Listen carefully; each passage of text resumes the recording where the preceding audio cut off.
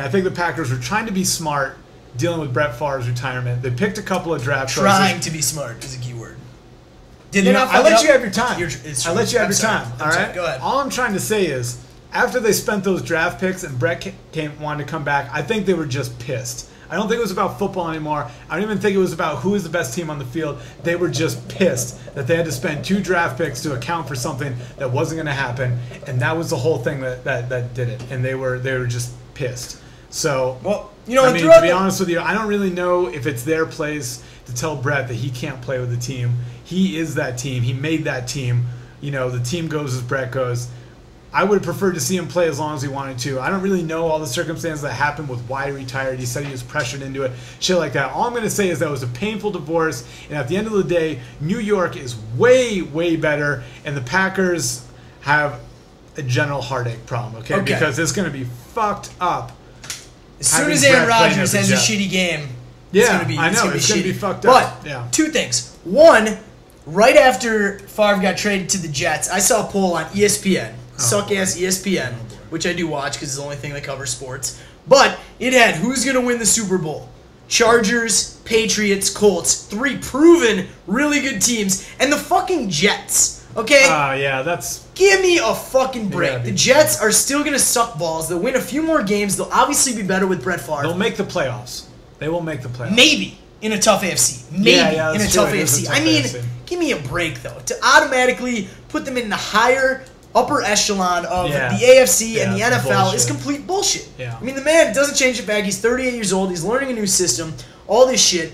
And the other thing, a lot of people are asking me, I know the Vikings were one of the teams Favre wanted to play for, we were looking into them, this and that. A lot of people kept asking me, I'm a diehard Vikes fan, I hate Brett Favre, he's a black spot in my heart. It would have been a huge moral dilemma. It would have been crazy. And people were asking me, what do you feel about getting Brett Favre? Do you want him as your quarterback? You guys will be better off, blah, blah, blah. The thing about it for me was, I hate Brett Favre. I hate Brett Favre, and I said this from day one. I will hate Brett Favre until the actual day that he donned a purple jersey. Until he actually was the Vikings quarterback, then I would back him because he's our quarterback. But I just want to say here on Read Between the Lines that I never wanted that motherfucker. If he played for us, I would cheer for him because he's the Vikes quarterback. Did you hear about the provision in the contract? Yeah, that's hilarious. 3 draft picks. Like first-round picks. 3 first-round picks the Jets have to give to the Packers if Favre gets traded to the Vikings or anywhere in the division. Read between the lines here. Me and JV, we don't agree on a lot. One thing that we were both extremely happy about and we couldn't agree more with is that Brett Favre is not a Packer. Absolutely. I'll drink to that, buddy. No, I would drink to that. Not a Viking. Not a Viking. I'm sorry. I couldn't even say it. I want him to be a Packer. I know. It did sound weird. Oh, to be honest with you, I think both of our heads would have exploded and we would have had to cancel the show. This would have been really awkward, actually. It would have been an awkward exchange. Seriously, I might have been doing the awkward turtle the whole time we were on camera. Seriously, serious awkward turtle. Shoot 2 points. No more, G, because I'm sick of your hip-hop. So, Olympics. Let's talk about that. I'm going to let Biggie go on this first. He's got some things to say by virtue of the fact that he's watched some of the Olympics. I have some things to say about the Olympics. The Olympics crack me up. And it's kind of a funny thing because in the Olympics, in the Olympic Games, I find myself watching and caring about things like, I'm watching women's gymnastics and like the women will fuck the floor up. I'll be like, damn, why didn't you hit that? Why didn't you hit that triple axel flips? And why don't you stop that? And it's funny because the Olympics, I don't really care what sport they're doing, and there's so many ridiculous sports, which I'm sure JV can touch on, and it is pretty ridiculous. But the fact of the matter is, it's fucking America out there, and I want America to just dominate in everything, because that's where we're from, folks, America, and we can cheer them on, and I will say that Michael Phelps is my favorite person right now. I would hug him if he was here, because he is such a pimp.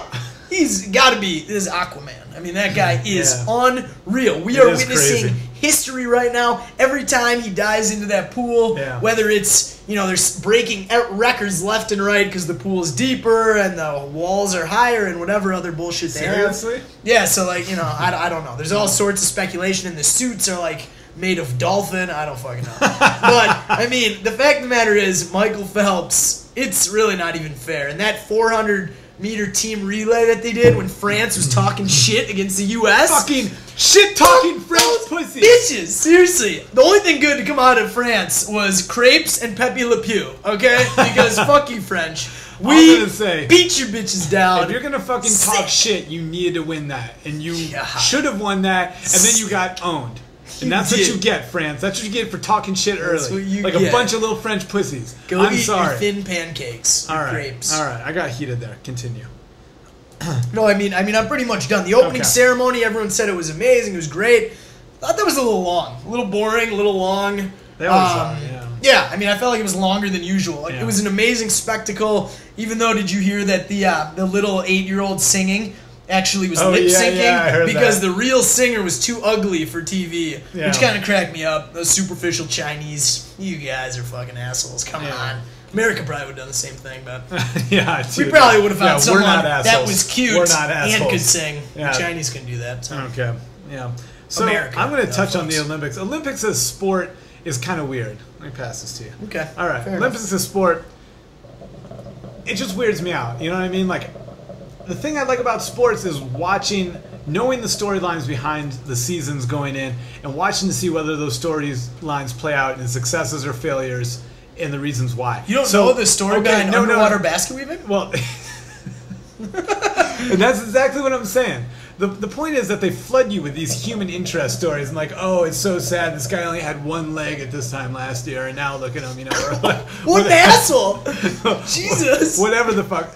That guy didn't qualify, by the way. He had like fake bionic legs.